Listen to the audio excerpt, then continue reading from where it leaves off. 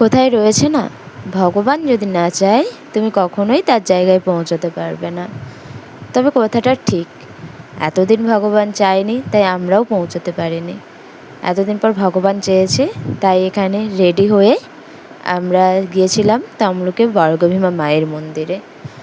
এখানে আমি রেডি হয়ে বাড়ির থেকে বেরিয়ে পড়ি, যেহেতু গাড়িতে করে যাব, টোটোর জন্য অপেক্ষা করি, তারপরে টোটোতে করে চলে আসি আমাদের বাজারে। আর এই যে অবস্থা যেন বঙ্গোপসাগর। যাই হোক, বাজারটা ক্রস করে চলে আসি হাই রোডে। এখানে বাসের জন্য দাঁড়িয়েছিলাম, আমি, মা আর বৌদি যাচ্ছিলাম। মা যাচ্ছিল তার একটা কাজে হসপিটালে। তারপর আমরাও বললাম যে তা মা যখন হসপিটালে যাচ্ছে চলো আমরাও একটু মন্দিরে ঘুরে আসি। মন্দির যাওয়ার পর আমি বাস থেকে নামার পর আমরা এখানে টোটো ধরে নিই মন্দিরেতে যাব বলে।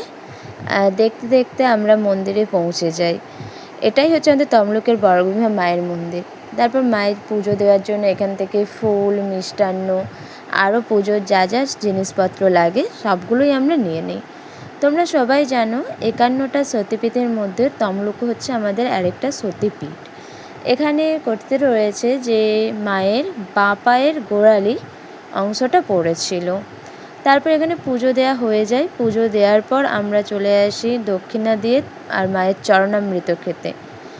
এবং মন্দিরটার চারপাশে একটু ঘুরে দেখছিলাম আর একটু মায়ের ছবি তোলার চেষ্টা করছিলাম, কিন্তু ঠিকঠাকভাবে ছবি তুলতে পারছিলাম না।